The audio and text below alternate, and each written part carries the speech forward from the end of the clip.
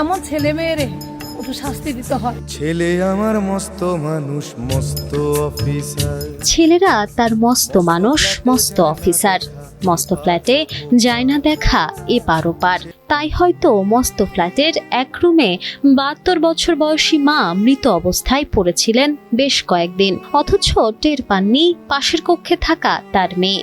রাজধানীর মিরপুরে একটি আবাসিক ফ্ল্যাট থেকে নূরজাহান বেগম নামে এক বৃদ্ধার পচন ধরা মরদেহ উদ্ধার করেছে পুলিশ।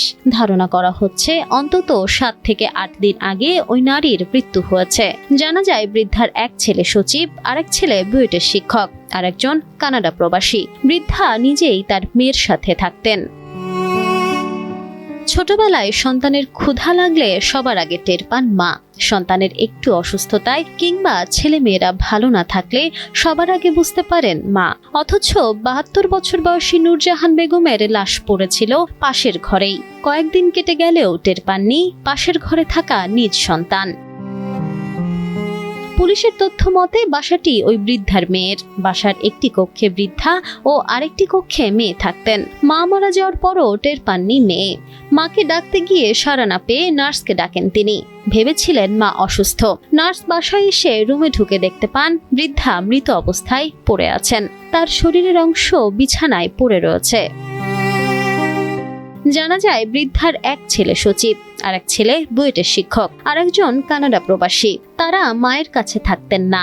খবর পেয়ে শিক্ষক ছেলে এলেও আসেননি সচিব ছেলে। স্থানীয়রা জানান হয়তো সপ্তাহখানেক আগেই মারা গিয়েছেন সেই বৃদ্ধা, কিন্তু তার মেয়ে ঘরে ঢুকেনি।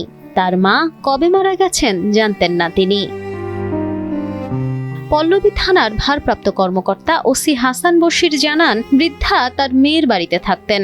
একটি কক্ষে মা ও আরেকটি কক্ষে মেয়ে। রবিবার বৃদ্ধার মেয়ে তাকে ডাকতে যান। সাড়া না পেয়ে তিনি একজন নার্সকে ডেকে আনেন। তিনি ভেবেছিলেন মা হয়তো অসুস্থ। পরে ওই নার্স রুমে ঢুকে দেখতে পান বৃদ্ধা মারা গেছেন এবং শরীরে পচন ধরে মাংস খুলে বিছানায় পড়ে রয়েছে। নার্স তাৎক্ষণিক বাইরে এসে লোকজনকে জানান। স্থানীয়রা 999-এ কল দেন। পরে পুলিশ গিয়ে মরদেহ উদ্ধার করে ময়নাতদন্তের জন্য মর্গে পাঠায়।